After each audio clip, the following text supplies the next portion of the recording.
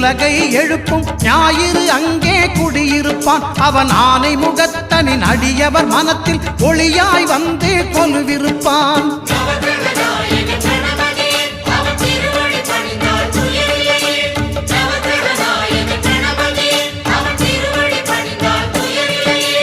ஒன்பது கோளும் ஒன்றாய் காண அங்கு கற்பகம் என்னும் கடவுளின் மெய்யில்